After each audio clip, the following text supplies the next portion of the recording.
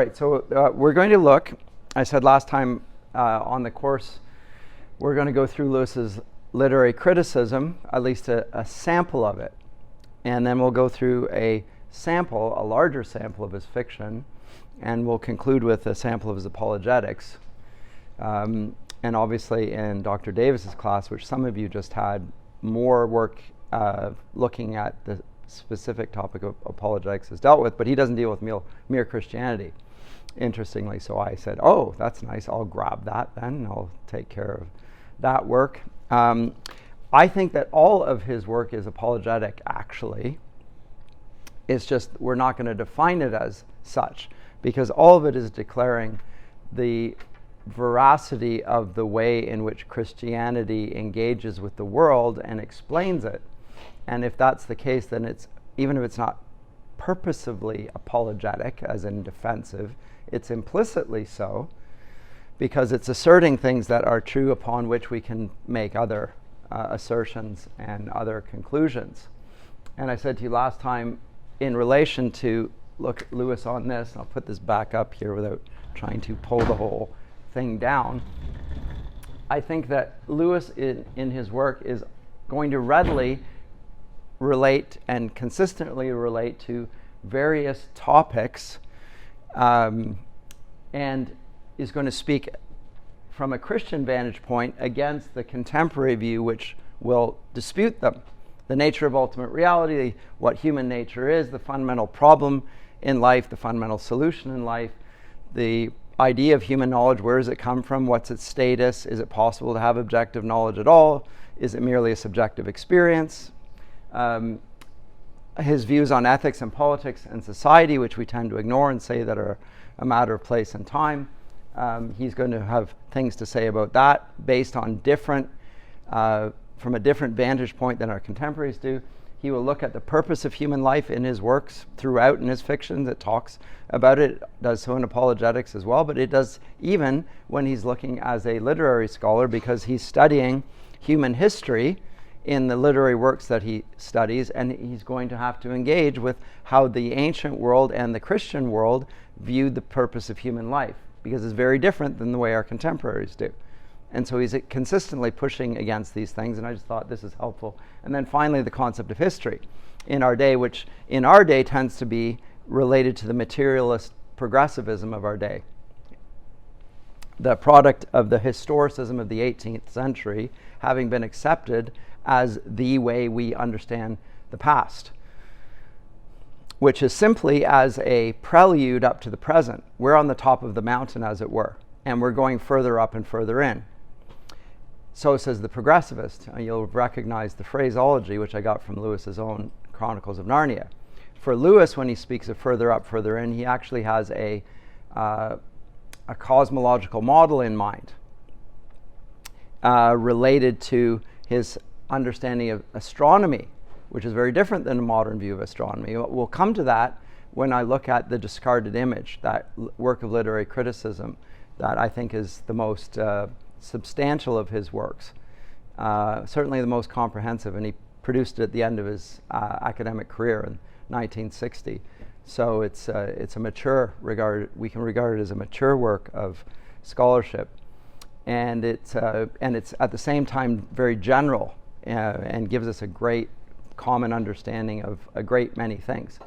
But all these things are going to be addressed here, but today we're going to look at this particular work, The Abolition of Man, which in a sense is not a work of literary criticism, it's not a work of fiction, and it is not a work of apologetics. It's none of the three.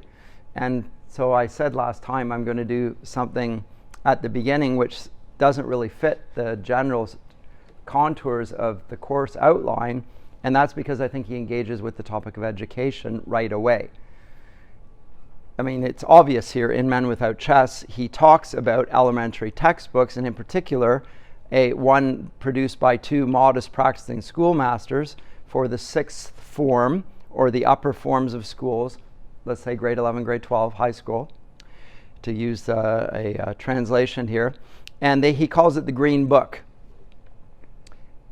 It actually is a title. We could explore that. That actually is almost irrelevant. But when he writes this, or rather delivers this lecture at the University of Durham up in Newcastle, he has in mind a book that is being produced as a textbook and is being read all across the country. And certain things are being asserted in that textbook, and he is going to engage with that. Now, what it isn't is a book review. What it is a way for him to engage through the means of a textbook into a whole worldview that is being presented by these unwitting schoolmasters whom he calls Gaius and Titius. Fictionally calls them Gaius and Titius. Gives them nice Latin Roman names. And he says that there is such a book. He's not just creating it, it's on his shelves. And he, as a way of introducing the topic, and you'll find that this is typical of Lewis's writing style, he begins with an example, or a way, we call it in marketing, they call it a hook, a way of pulling you into the topic. And it's usually by talking about a small specific example that will get you engaged, and then he dives down into the deeper explanation. But you'll notice when he writes Mere Christianity, he often begins with a practical example that immediately resonates with the readers. And it's a good essay style, by the way, as well. And it's a classical literary approach to argumentation or writing. They'll just give a little example, and then they'll enter the topic. Lewis does that as well here. So he does it with the example of the waterfall. Coleridge, the famous, well-known story of Coleridge at the waterfall. I'm a Coleridge scholar. I had no idea what he was talking about when I read this. What's the famous example? I guess it was being talked about at the time, regularly cited, and maybe it is famous, and I'm just revealing my ignorance on this, but it's not that famous, and it's not that obvious, but it is related to the topic of something that I know a fair bit about, which is the sublime and aesthetic judgments. One calls the waterfall sublime, and the other calls it pretty. Believe it or not, this is a huge subject in the 18th and 19th century. The actual objective status of the subjective judgment, whether it's called sublime or beautiful, is huge. Edmund Burke differentiates them categorically. So all of English-speaking people tend to follow Edmund Burke on this, and Immanuel Kant will also follow Burke on this in differentiating the sublime and the beautiful. So when one says it's sublime, he's talking about a different category. It's not a difference in degree, it's a different in kind altogether. So you've got this categorically wrong, is what Coleridge is saying. So he's disgusted that somebody says that waterfall is pretty. And the other says, no, it's sublime. And Coleridge is with the man who says it's sublime, because it has certain features about it which reflect, when you use the word sublime, the character of God. And it declares, as the psalmist says, the heavens declare the glory of God. Well, so does the sky and all his works. Well, this is one of the works, the waterfall, with its thundering sound, with its deep drop, with its endless, seemingly endless pouring of water, which Plotinus suggested was a description of the being of God, often presented in terms of waterfalls and so forth. And Coleridge likewise associated it with that. It's not just something that I find attractive. It suggests something far greater. That's what's at stake here. And when these gentlemen talk about this, they, to Coleridge's disgust, and now to Lewis's disgust, say this whole passage, say in conclusion about Coleridge's comment, this confusion is continually present in language as we use it. We appear to be saying something very important about something, and actually we're only saying something about our own feelings. This is what Gaius and Titius conclude from the passage. What is at stake here? And Lewis is going to make very heavy weather of the fact that we are only saying this. It's not really significant. Aesthetics, matters of aesthetics, whether there's such a thing as objective beauty or whether it's just a subjective thing, that's actually an irrelevant question. say is the implicit or even explicit view of these two schoolmasters. And also the fact that it is describing our feelings. When we say that that's sublime or that's pretty, we're not talking about it, we're talking about our feelings. We're talking about ourselves. Lewis is going to take issue with this phrase, which is just one phrase right here. We are only saying something about our own feelings. And say there's two issues here. One is it is making a comment about whether there is such a thing as objective beauty, and we can engage in talking about beauty in objective terms.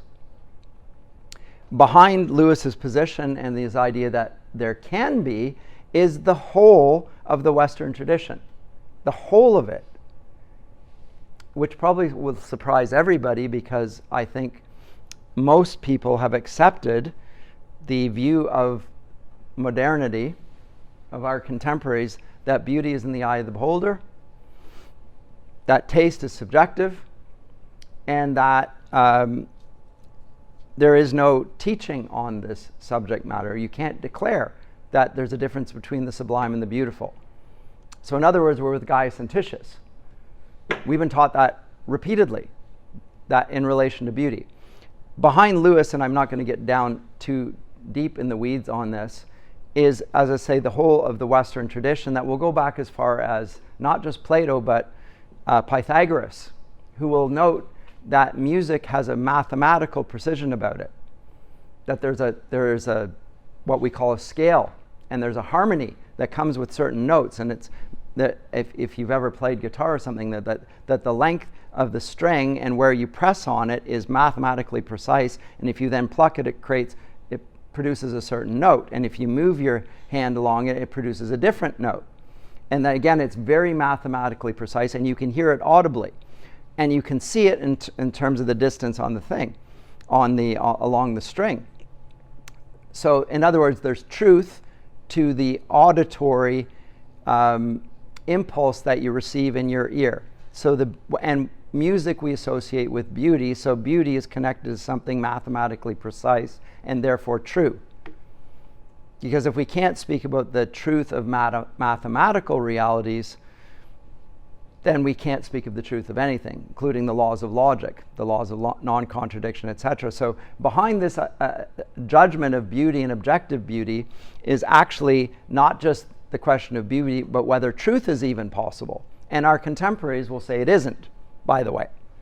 At least some of them will. There are different positions on this, by the way, amongst our contemporaries. Some will say that it's subjectively true, but not objectively true, like Sigmund Freud. And I will add Jordan Peterson. He thinks it's subjectively true, and it's important for us to acknowledge that the truth is there, the ego, the superego suppressing the id, etc. It's nonetheless subjectively true, and we must hold to that, or we will destroy ourselves and fall into chaos.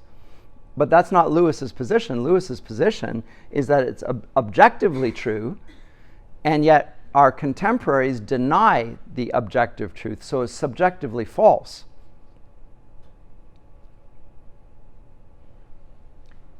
He's going to say there's a lot more at stake here than appears to be the case, and it's certainly a lot more than Gaius and Titius, the authors of the Green Book, suggest, that it's only a matter of talking about our feelings. The first point he makes is just a logical one. When we talk about the waterfall, we're not talking about our feelings. We're talking about the waterfall. That's pretty, or that's sublime. We're talking about that. We're not talking about us. We're not talking about our feelings. It's absurd, logically impossible.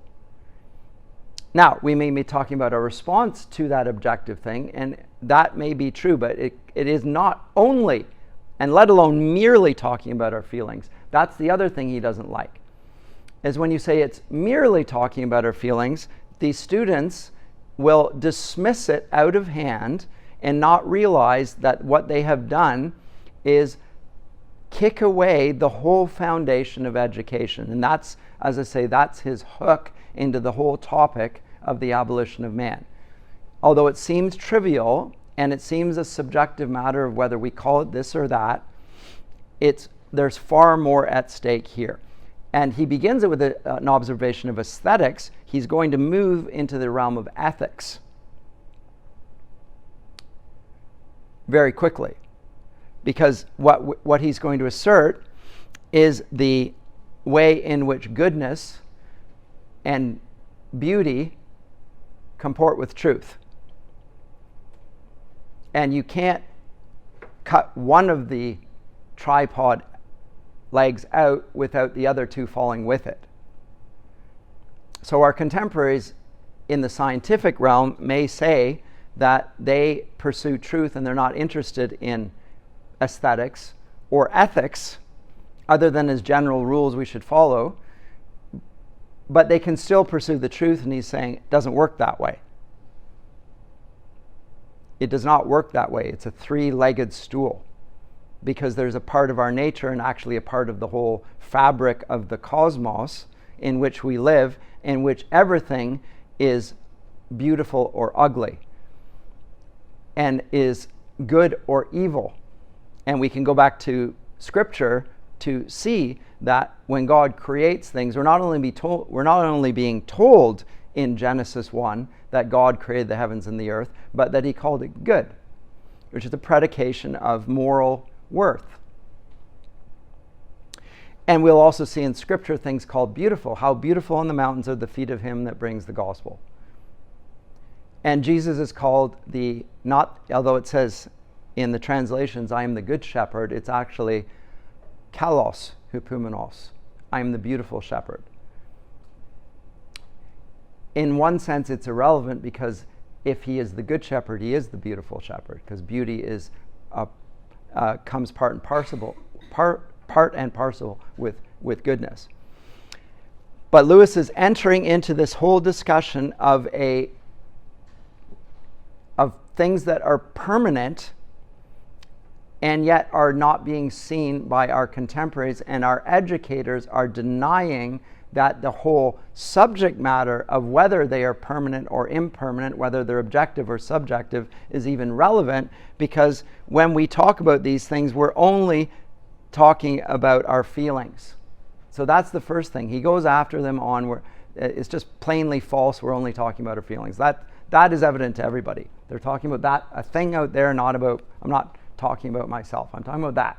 Okay, that's pretty easy, and he kicks that away pretty quickly. But the matter of whether it's beautiful or whether it's sublime or pretty or sublime is the matter of veracity in the area of aesthetics. He will come to that, but then he's going to go to the question of morality. Quick pivot away from that. So I'll just skip over that. But he says the schoolboy who reads this passage in the Green Book will believe two propositions. Firstly, that all sentences containing a predicate of value are statements about the emotional state of the speaker. And the best that they can do to defend their position is cry and say, this is so important to me. You don't understand how important it is. And other people will say, okay, you shouldn't have upset that person. But they can't actually assert there's a law there which everybody must obey. They break down and say, no, this matters to me, and we're going to sing choruses rather than hymns. They'll appeal to their subjective responses, and people will say, okay, you need to be a little bit more sensitive and not assert your own feelings about music upon other people. And then it becomes a matter of feelings. This happens in the church all the time, by the way, and it tends to be the way in which these discussions are adjudicated. What we sing in church is a matter of what I like and what I prefer.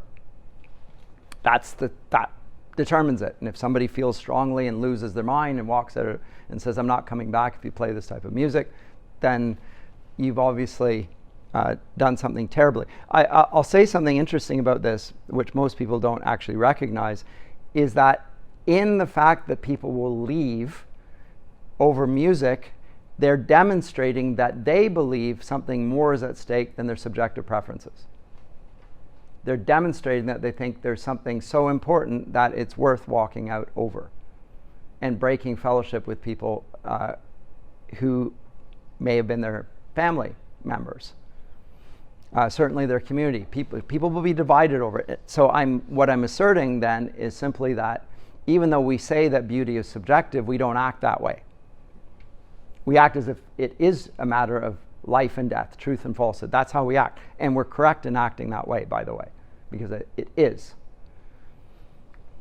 Which isn't to say that it's at stake in hymns versus choruses, per se. That may not, but the idea that beauty is something that deserves to be fought over to the last tooth and nail, I happen to agree with. It ought to be. And that's consistent with what I just said, that it's connected with good and evil and also with right and wrong, or truth and falsehood. They are connected features. So don't say that things that are dealt with in the arts are merely a matter of subjective preferences. And I hear this from people who are schooled in the public state system all the time, that what you do is just a matter of feelings and you can't teach on that subject. Oh, you're poetry boy. You talk about poetry. Oh, isn't that nice? About feelings. And women like that. But men don't like that. That's been asserted since the 18th century, actually. And it's a product of the same development, by the way. That aesthetics is a matter of feelings, and women are more in touch with their feelings, whereas men are more rational and more in tune with things that are abstracted from matters of beauty and goodness.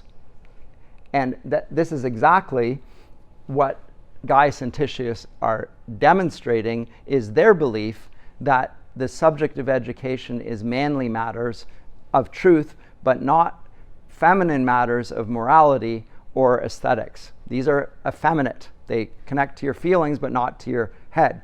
They appeal to your heart. You've heard this in churches all the time. Head people, heart people. Roughly, there are probably that. And the majority of people, by the way, are actually the heart people, not the head people. Like 15% are philosophical types that prefer that sort of conversation. The rest of them are moved by their affections. And he's going to come to that very, very quickly here.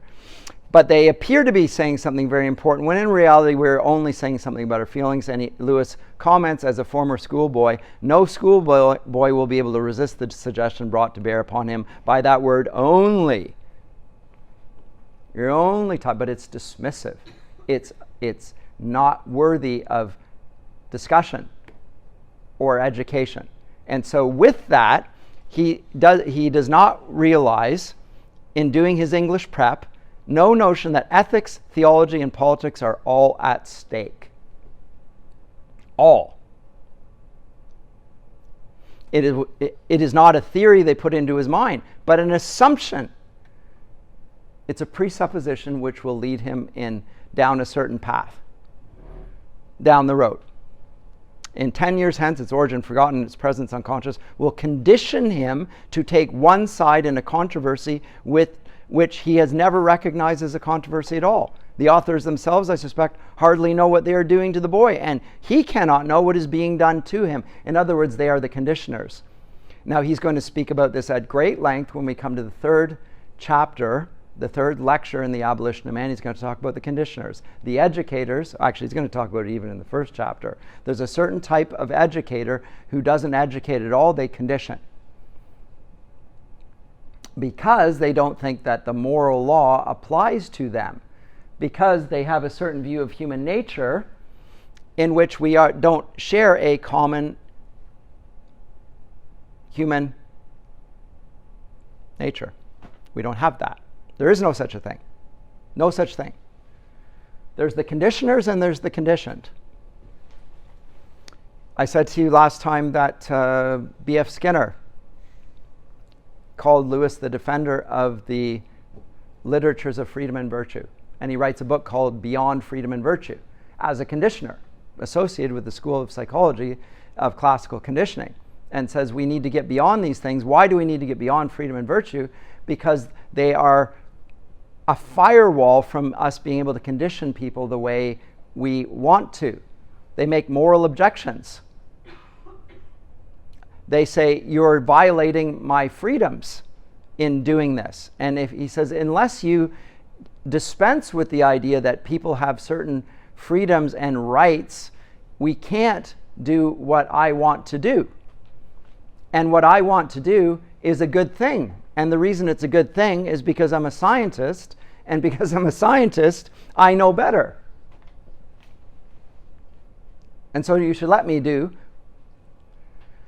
what I want to do for your good, and get rid of your notion of freedom to do with your body what you want to do. And you should get rid of the idea that you have moral objections. We should dispense with that. And we will then manage society. And so when he introduces this, he's also going to not just be engaging with the scientists, he's going to also engage with the government, which has been marked by managerialism since at least the 1940s.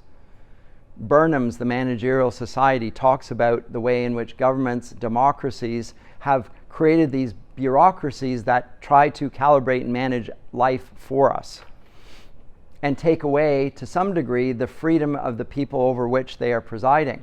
And they do so from behind the bureau, the desk, and there is no person that you can speak to if the bureaucracy is assaulting you.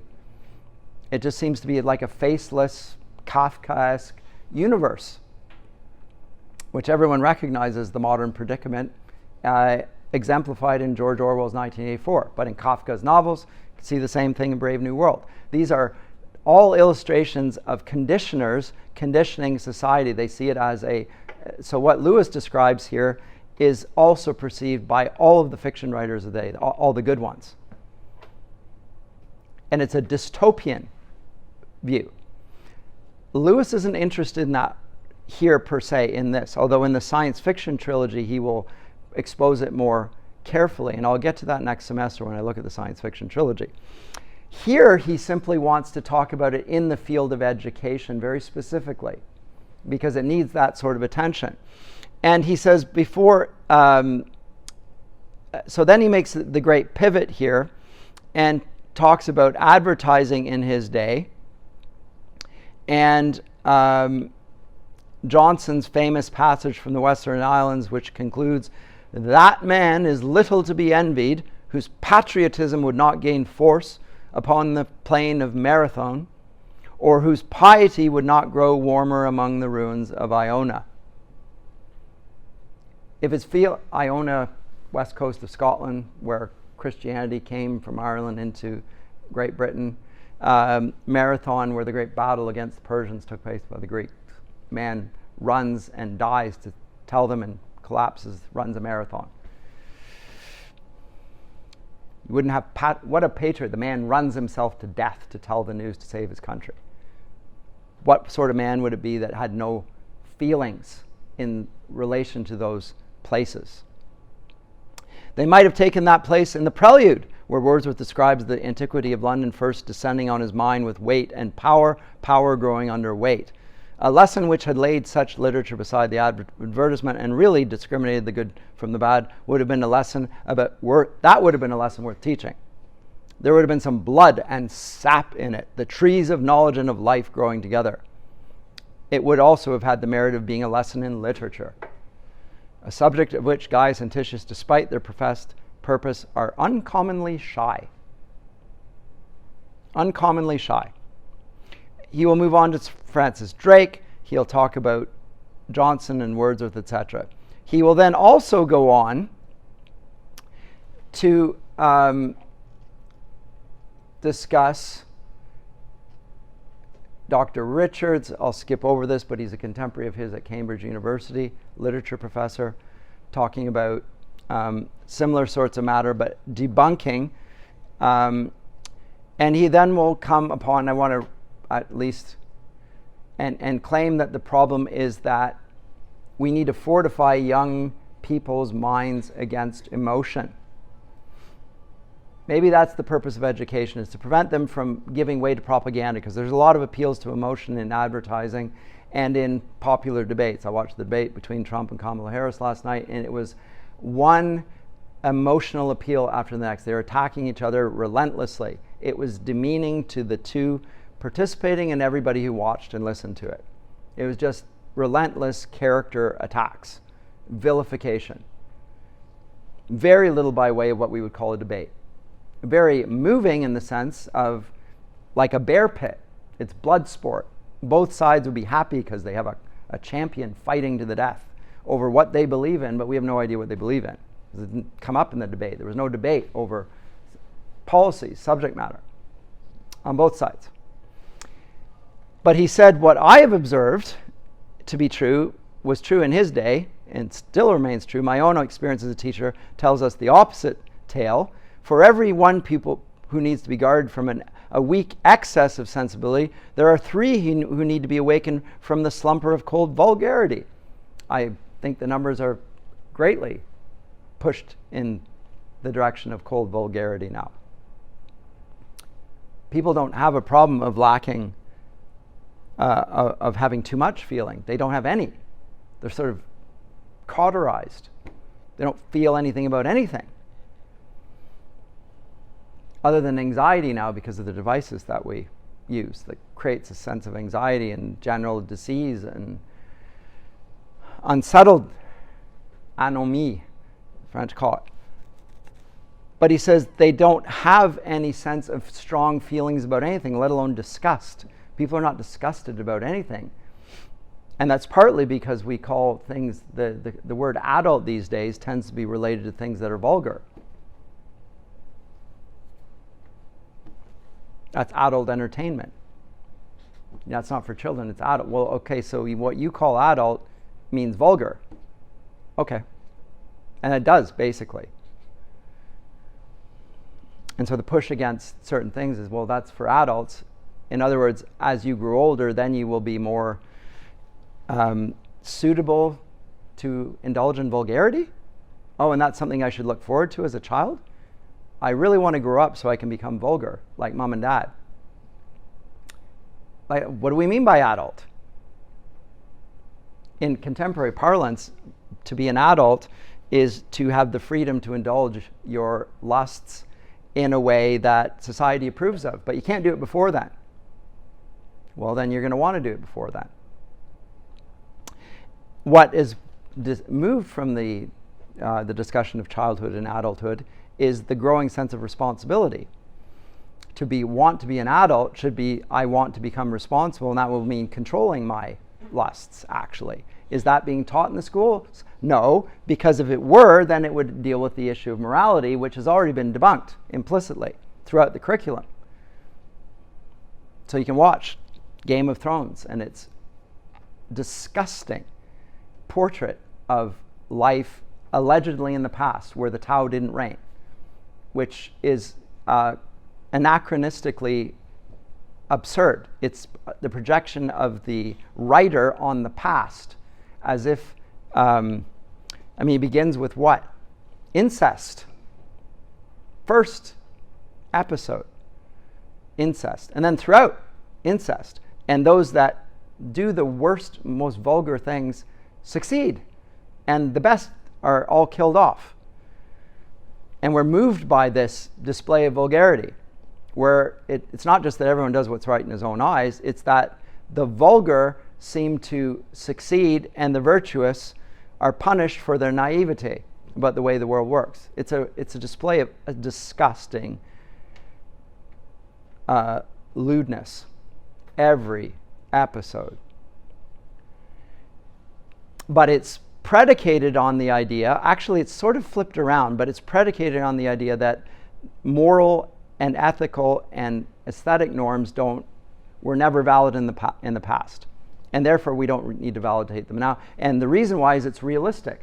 It professes to be a realistic portrait of the way things used to be and ultimately are, and society has led us to believe that these things are right and wrong, but really they're not. Anyway, he says the task of the educator is to awake pupils from the cold vulgarity of their lives, the slumber over matters of beauty and goodness. And he says the task of the modern educator is not to cut down jungles, but to irrigate deserts. People are deserts. Most of you are deserts. I was a desert because I was never taught where the water is. What water was. That water would nourish me. That goodness would be something I could live from. That beauty would move my heart towards God. I was never taught that. It was debunked implicitly by the teachers in the public system. And it's not because it's the public system per se. It's taught all over the place. Even in Christian circles, they'll dispute the standards of aesthetic beauty. It's seeped in. The right defense, as he says, against false sentiments is to inculcate just sentiments. Yes, that's what the educator does. By starving the sensibility of our pupils, which is the way it's been done, so basically you can mortify the flesh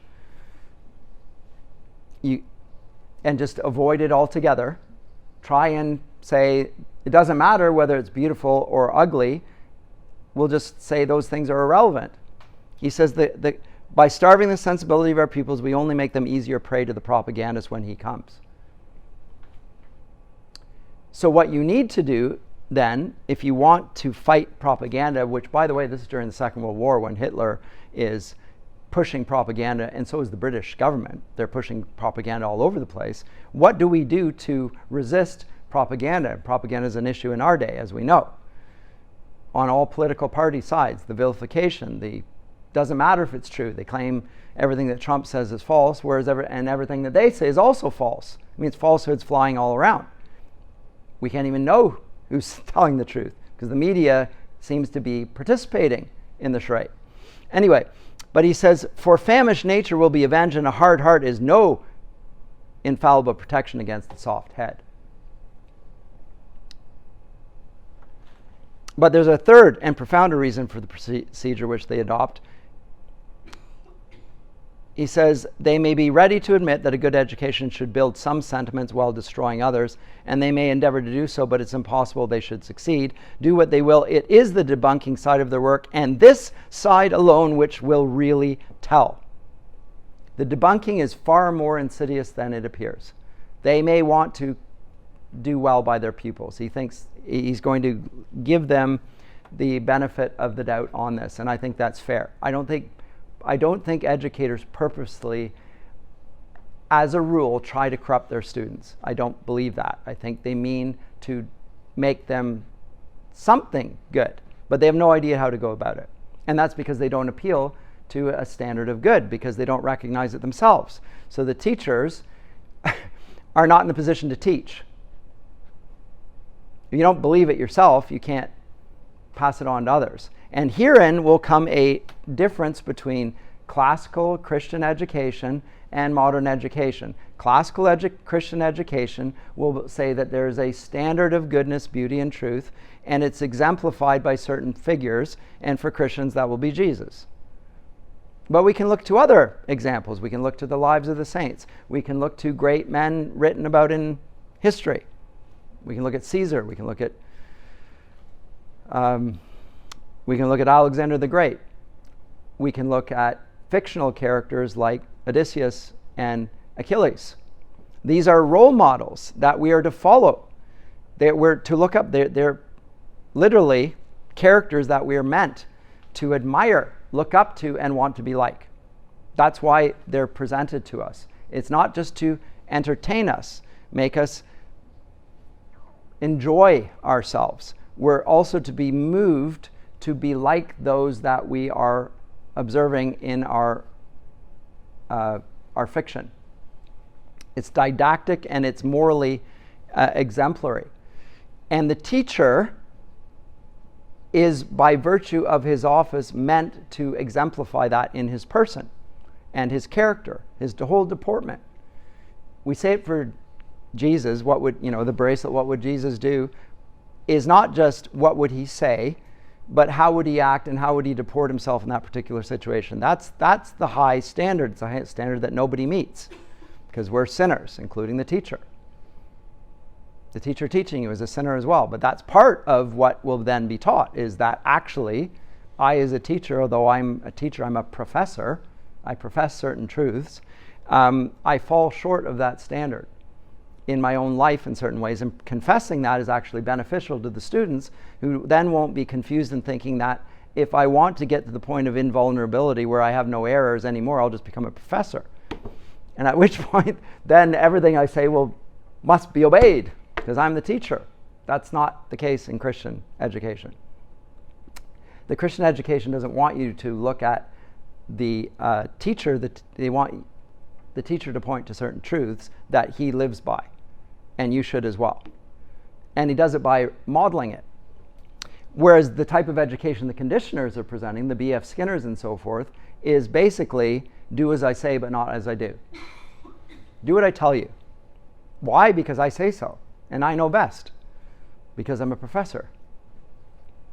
So there's hypocrisy there, or not hypocrisy, there's a double standard. Sometimes it's hypocrisy because they claim to be following the same standard and they depart from it. But the problem that he's identifying is worse than hypocrisy. It's that there is a clear double standard. There are the conditioners and there's the condition. Everyone who's a pupil is conditioned. And everyone who is on the professoriate side of things and the government side of things, the authority side of things, is in a different category altogether. And he says, until quite modern times, all teachers and even all men believed the universe to be such that certain emotional reactions on our part could either be congruous or incongruous to it. Believed, in fact, that objects did not merely receive, but could merit our approval or disapproval, our reverence or our contempt. They believed it. And the reason why Coleridge agreed with the tourist who called the cataract sublime and disagreed with the one who called it pretty was, of course, that he believed inanimate nature to be such that certain responses could be more just or ordinate or appropriate to it than others. And he believed correctly that the tourists thought the same, which is why he rebuked them. If he thought that he was different than them, because after all, he's Samuel Taylor Coleridge and these are just a bunch of peasants, and so he can dismiss their opinions out of hand and not be disgusted by their response, he would have assumed that they didn't have a common human nature. They're just peasants. What do you expect from peasants? But he did actually think that the peasants were men just like he was, and therefore that their judgment on the matter should be corrected. He identified with them. He might have thought that his judgment was superior to theirs, but he didn't think he was a superior human being. It's a key difference. And once you recognize that, by the way, that you have a common human nature, it's a pivot on which a great deal turns, by the way. And this is why I said last time, the Christian idea that we are all persons who bear the imago Dei is an essential doctrine which has been abandoned in Christianity even, not just in popular culture. Even in Christianity, I hear people talking about identity groups. Black Christians, female Christians, white Christians, LGBT Christians, whatever. These are identity group categories.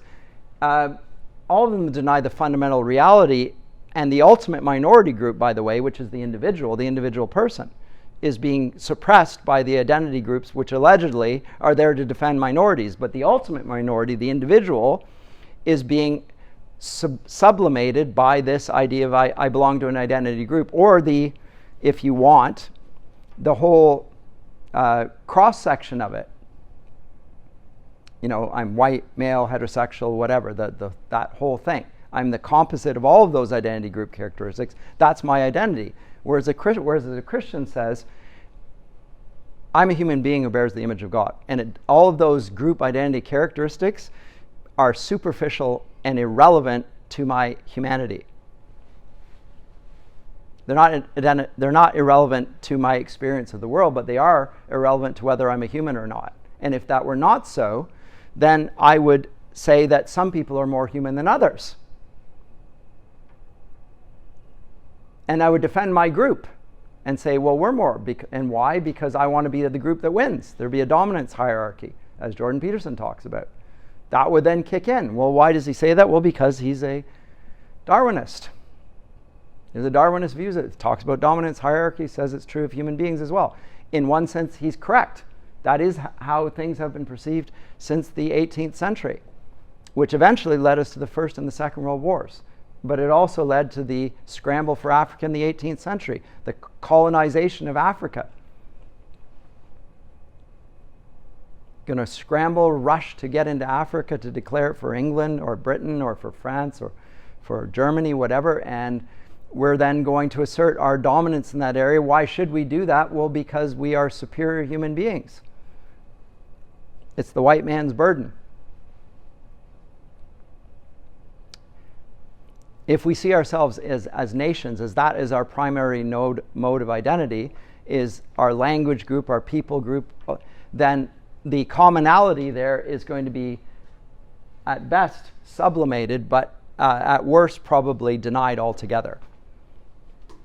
So this issue is central here in the abolition of man, obviously, because man is part of our human nature. And the Christian position, which Lewis is defending, is that we are persons, as I said, by virtue of the fact that we bear the image of God, and God in his own nature is personal, tripersonal, Father, Son, Holy Spirit. So it's not going to be, what Lewis is going to address, and I said this last time, is not the death of God. That's Nietzsche's silly portrait of the problem. It's really the eclipse of the permanent things. The eclipse of them, like Martin Buber, I mentioned last time, talks about the eclipse of God. That's what we see in the period that Lewis is talking about. It's the eclipse, because we can't see things when they're behind. I mean, eclipses happen by various means, but behind the moon, the sun can't be seen. It's eclipsed temporarily. We can't see it. Does that mean it's not there just because we can't see it? No. But we can't see it. Well, why can't we see it? Well, Lewis's contention, my contention, it is because of propaganda. It is because of false views of all of these 7 things. These 7 things, all fallaciously understood to be true by our contemporaries, are being contested by Lewis in his work. He said, come, let us reason together. Let's have a discussion about this. Here he's simply wanting to say, in the field of education, if you deny that the moral law, or what he's going to go on to call the Tao, is essential to education, then you are not an educator at all. Because education is training in wisdom and virtue. That's the essence of education, and it has always been regarded as such. Always. Which is why we read people who are wise and listen to people who are wise, and why we regard being a good person to this day as an important thing to be. Even though it's not taught in schools, everyone wants to be a good person. They may dispute what a good person is, say, I think that this is good, and you say that's good, but they still want to be good. That predication of goodness they want. I'm not a bad person. Yes, I did this, but I'm not a bad person. Okay, that might be true. But your act was evil, and so your self-reflection that you're not a bad person may say that the act that you did is not characteristic of who you are as a person. Scripture is going to beg to differ. They're going to say you're a sinner. You're a sinner because you sinned because you are a sinner. That doesn't mean that's the whole of you, because you still bear the image of God, even though you sin. And if you didn't bear the image of God, then you could never be redeemed. There would be nothing to redeem. There's nothing there. You're right. There's something in you which was in contradiction to what you just did, however horrific. Now, once you identify with the sin and say, yeah, I am that, and I'm happy with it, well, then that's a different issue. But most people who commit evil acts, depraved acts, whatever, say, that's not me. I don't know why I did that. We will say, as Christians, you're denying something true about yourself, namely that although you bear the image of God, you are, because of Adam and Eve, a sinner. You've been corrupted by original sin, and you bear that, and you work it out in your life. You do. But let me get over this. Now, he moves on to the passage, and I think this is really important. St. Augustine defines virtue as ordo amoris, the ordinate condition of the affections in which every object is accorded that kind of degree of love which is appropriate to it. End quote. Where does he do this? Well, he'll do it in, I can't even click on it here. He does it on Christian doctrine. He certainly talks about this. But note, the definition again. The ordinate condition of the affections, the feelings, the sentiments, in which every object is accorded that kind of degree of love which is appropriate to it. Note that he is assuming a hierarchy here. There's a degree to it. I said to you we're going to look at Lewis's 4 loves at the end of the course. I'm going to build up to it. I could do it right at the beginning, but I actually think it benefits from being dealt with later on. I'm going to imply it. But remember, in the 4 loves, he talks about 4 different types of love, but they're not just different types, they're degrees. He begins with storge, familiar affections, familiarity. We can feel storge in relation to our favorite chair. And it is it's a sort of love, familiarity. People, it's the common experience. Then he's going to talk about philia, friendship. That's a type of love. It's something the ancients write a great deal about. Some think it's the best kind of love. The Greeks do, actually, very interestingly. It says something about their view of the body and so forth. But friends are people that you choose to live with. Your family, you don't get to choose them. They want to be emancipated from the conditions of the body. It's partly their view of human nature. The soul being who they are and the body being like a prison house for them. They want to be emancipated from the body. And therefore they regard friendship, which is a voluntary choice to be superior, to familiar ties. Can't choose those, but they see it as superior. Then there's another one which they also regard, which is that of love. Eros. Amor. Affection towards the opposite sex. And we now associate it with sex. Specifically, that's not all that there is to love. But there's a great deal written about love, of that sort of love, romantic love, in the literature that we so enjoy, and in the arts. There's a great deal of substance devoted to this idea of that type of love, romantic love, but it's on a higher plane. It's sometimes worshipped as a goddess, like Venus, regularly. And finally, there's another type of love which is not like those other ones, which he calls what? What's the 4th type of love? I actually drew a blank there. I usually am at. Agape love, which is not like the others. This is interesting. You would think it was, but it isn't. All of the first 3 types of love are associated with things that deserve or merit our affection.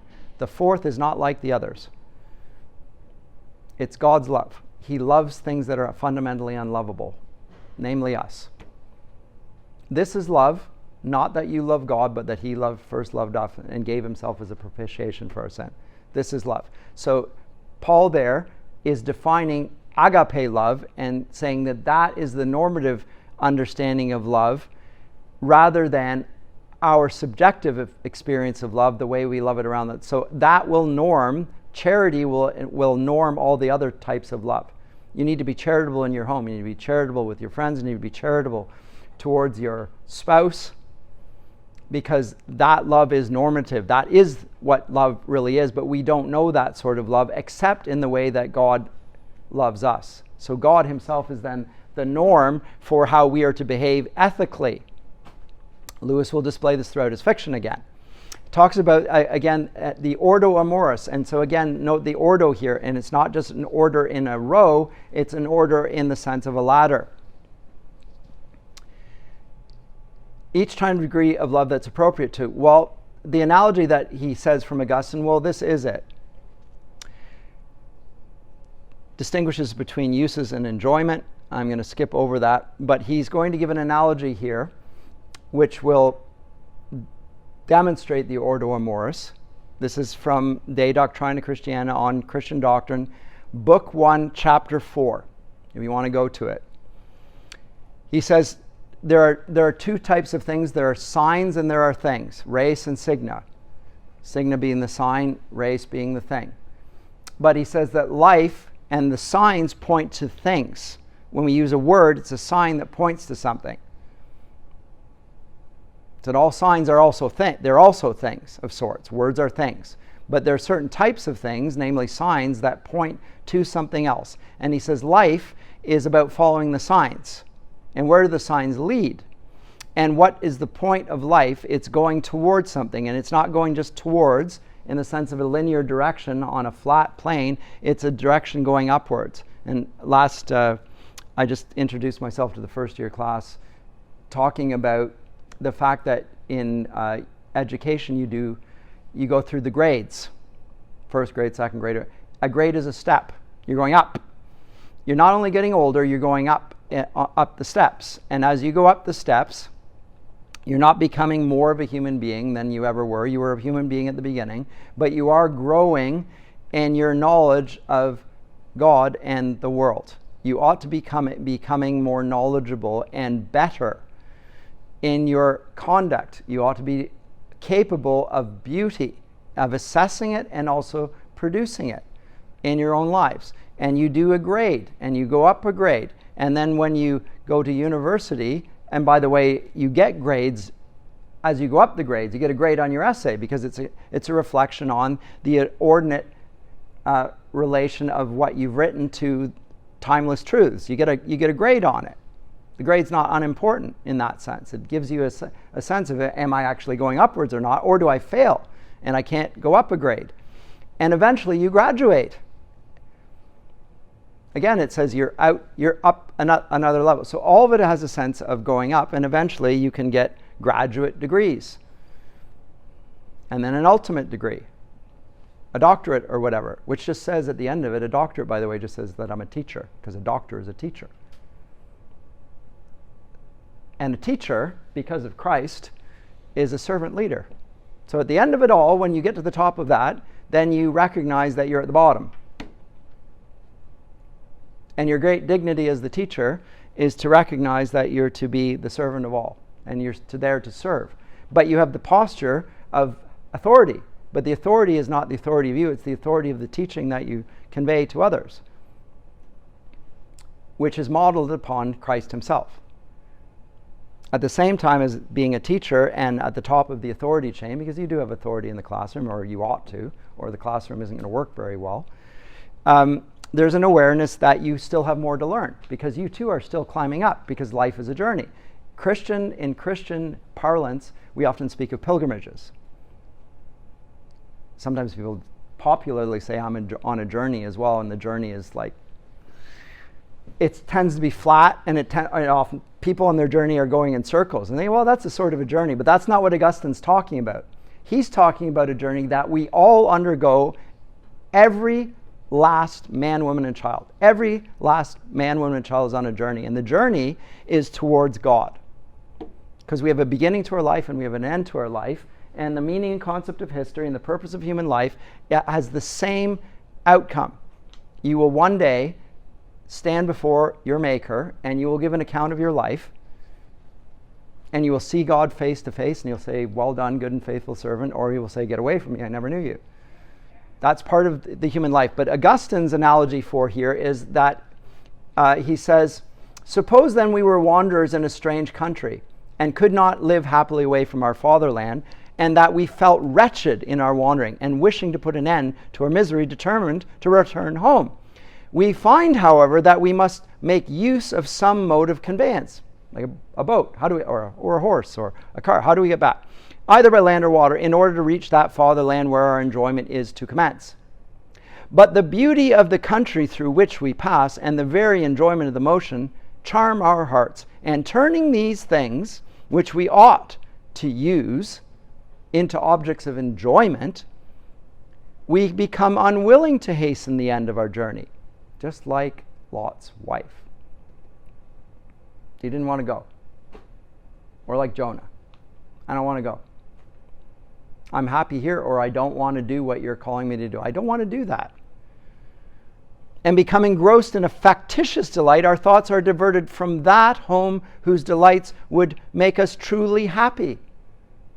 Such is a picture of our condition in this life of mortality. Sometimes you get caught up in the weeds. The thickets, they overgrow you. The pride of life. All sorts of things can keep you from the pilgrimage, like Pilgrim's Progress. You're going there. There are people along the way. There are things along the way. They clog up your vision. You don't see where you're going. You lose track. You can go off the beaten track. You can fall away altogether. You can go back the wrong direction. It's a pilgrimage. And he said, such is a picture of our condition in this life of mortality. We have wandered far from God.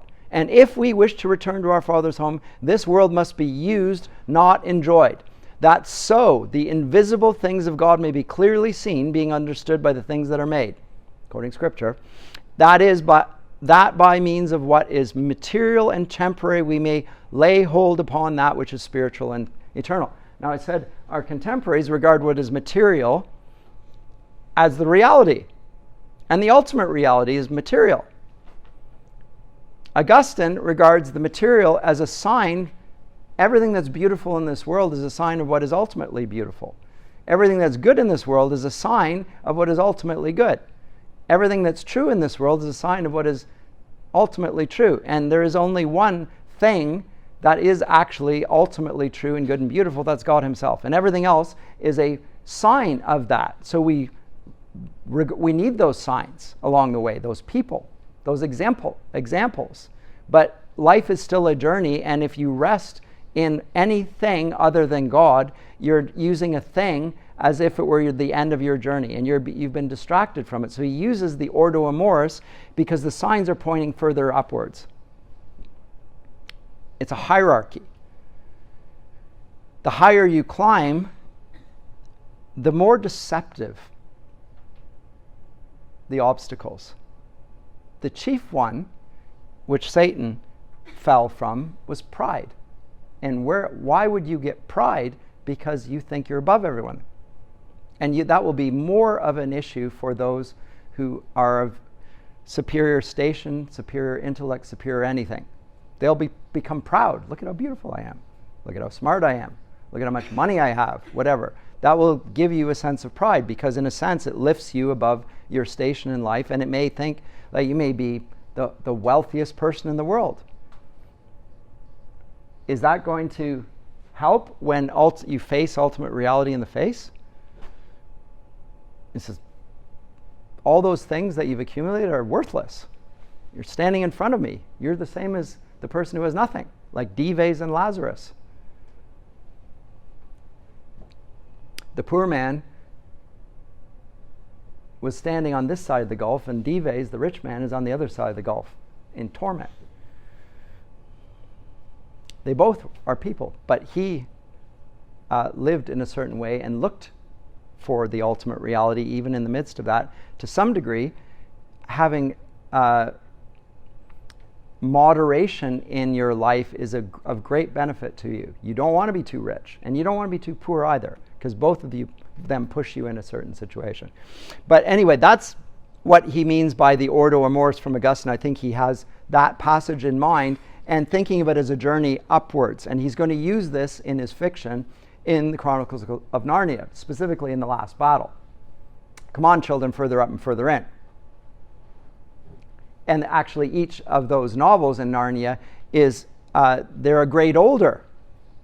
As they go up the grades, their experience changes, and some of them start to lose sight of Aslan, you'll notice along the way, and that's very interesting as well. We'll get to that when we come to the text. But Susan starts to forget and can't even see him anymore, and she's puzzled by this. We'll talk about that but he says, when the age for reflective thought comes, the pupil who has been trained in ordinate affections or just sentiments will find the first principles in ethics, but to the corrupt man they will never be visible at all, and he can make no progress in that science. So if you've never been taught to be a good boy or a good girl, before you even get to ethics, you will find that the science is totally useless, because the concepts of good and badness are nothing to you. This is why the sex ed curriculum is so perverse. It's because it's asking children to draw on capacities that they've not yet developed as people.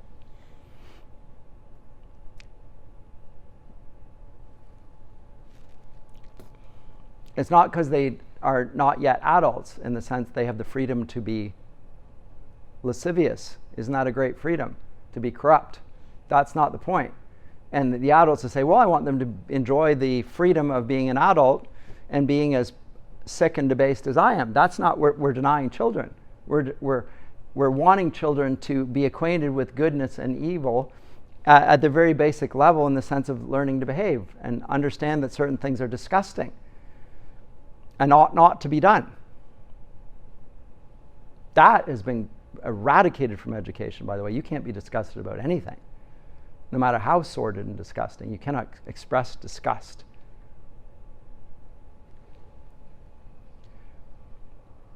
To the corrupt man, they will never be visible at all, and he can make no progress in that science. Plato before him had said the same. The little human animal will not at first have the right responses. It must be trained to feel pleasure, liking, disgust, and hatred at those things, which really are pleasant, likable, disgusting, and hateful.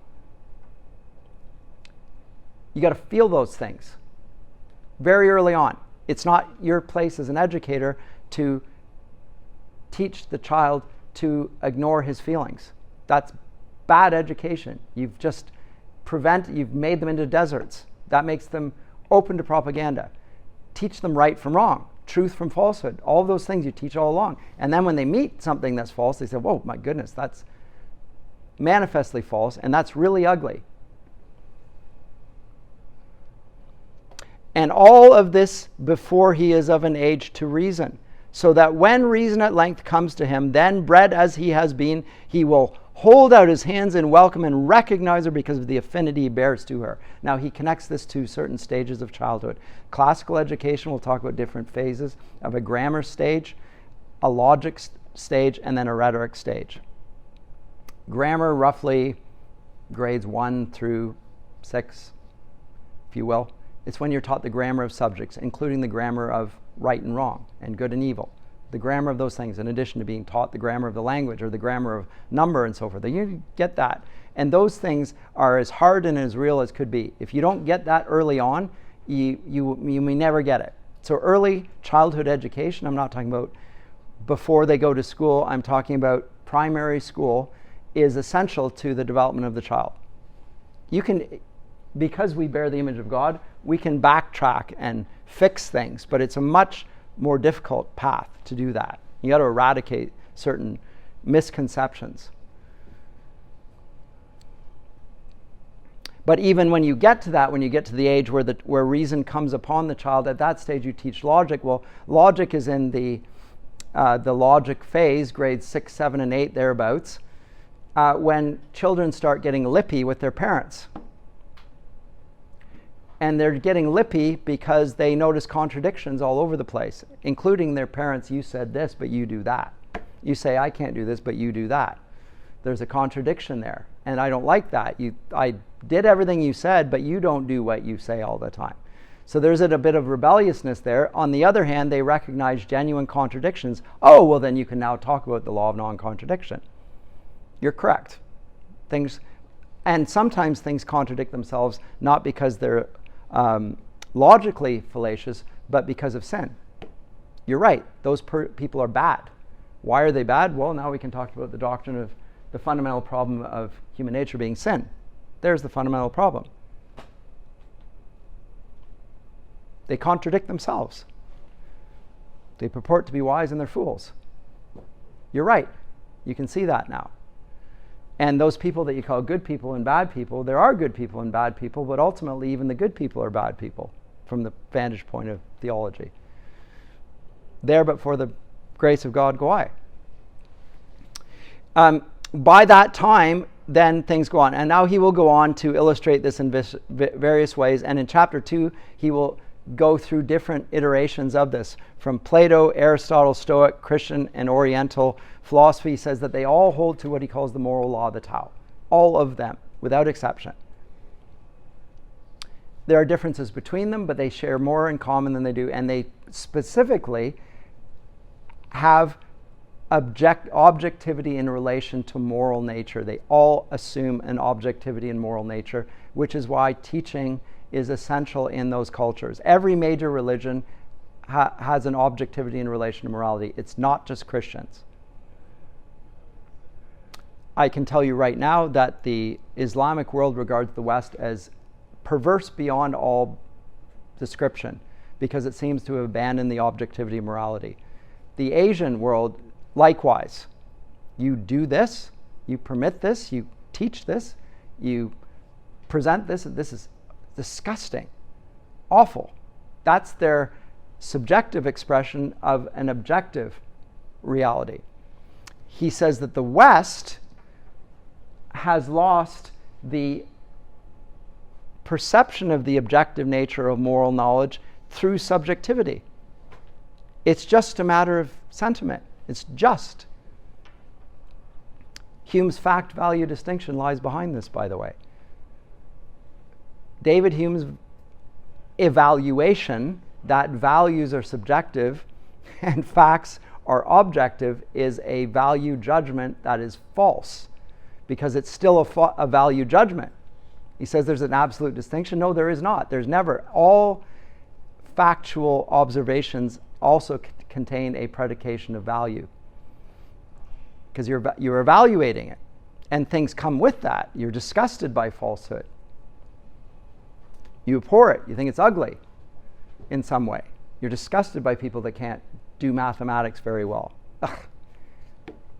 Maybe you're not, because you're not good at mathematics, but mathematicians like, what's wrong? Like, are you stupid? And it's disgust in the voice. Oh my goodness. People don't understand anything. But he says that, again, finally, that and I've got caught in the weeds here, that in terms of educational philosophy, where the old initiated, the new merely conditions. The old dealt with its pupils as grown birds deal with young birds when they teach them to fly. They fly ahead, and then they look behind, they chirp up, and the little bird's supposed to fly after them. But the mother bird flies ahead. It says, this is what flying is. You can tell because I'm doing it. Now you do it. When the old dealt with its pupils as grown birds deal with young birds when they teach them to fly, the new deals with them more as the poultry keeper deals with the young birds, making them thus or thus for purposes of which the birds know nothing. In a word, the old was a kind of propagation, the men transmitting manhood to men. The new is merely propaganda. I teach you to do something I would never do to myself, ever. And why would I be able to do this? Because again, with relation to human, there's the scientists, the experts, and then there's everyone else. There's the leaders, and then there's the herd. And they regard human beings as herds because they're Darwinists. We're part of it's the dominance hierarchy. There's the leaders and there's the followers. The followers' job is to follow what the leaders tell them to do. And the professoriate regards themselves as the leaders. So therefore you should do because I know better. So a Gnostic view of teaching creeps in. And so one of the dominant heresies of our day is Gnosticism. Creeps in through the back door. And all sorts of other things. And all in part, and I think it's because of the assault on human nature. This is the heresies of the ancient world were primarily related to God. What's God like in his nature? The divine human. Both God and man. Okay, and triune in nature. Those are related to the nature of God. And the concomitant doctrine would be human personhood, but the attacks in the church tend to come on the attacks on human nature here. And then that flips around to how we see God as well, by the way.